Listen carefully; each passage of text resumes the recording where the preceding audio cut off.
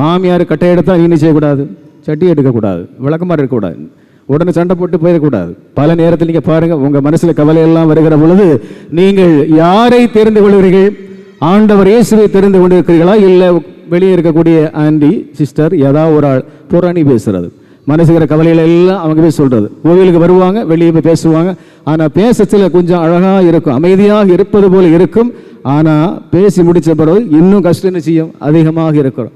பேசினா பிரச்சனை தீராது. மனம் திறந்து பேச வேண்டியது ஆண்டவரிடத்தில் என்பதை புரிந்து கொள்ள வேண்டும். ஞானத்தோடு நாம் செயல்பட வேண்டும், எளிமையாக இருக்க வேண்டும், தூய்மையாக இருக்க வேண்டும், தன்னடக்கத்தோடு செயல்பட வேண்டும்.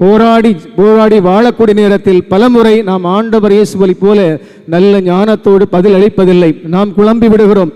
யாராவது நம்மை தவறாக பேசுகிற பொழுது, செய்யாத குற்றத்தை நம்மீது வைக்கிற பொழுது, தவறாக தீர்ப்பிடுகிற பொழுது நாம் என்ன செய்கிறோம்? உடனே வழக்கு மன்றத்துக்கு செல்கிறோம்.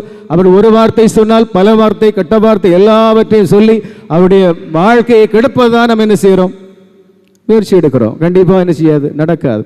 வாள் எடுத்தவன் வாளால் தான் முடிவான், குழி தோண்டக்கூடியவன் குழியில தான் விழுவான். அன்புக்குரியவர்களே, இந்த யாக்கோபு 1ஆம் அதிகாரம் 5-6 வசனங்கள் இவ்வாறு சொல்லுகிறது.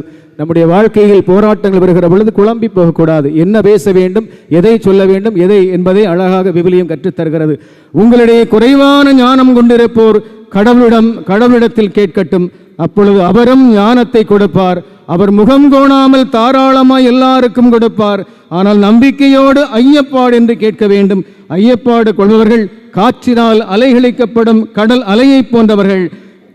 எனவே இத்தகைய இருமனமுள்ள நிலையற்ற போக்குடையவர்கள் ஆண்டவரிடமிருந்து ஏதாவது பெற முடியும் என நினைக்காதிருக்கட்டும். இருமனத்தோடு பேசக்கூடாது, நம்பிக்கையோடு செயல்பட வேண்டும். தூய உள்ளத்தோடு செயல்படுகிற பொழுது ஞானம் நமக்கு கிடைக்கும். அந்த ஞானம் கிடைக்கிற பொழுது நாம் என்ன செய்யும்? நிலை குலைந்து போக மாட்டோம்.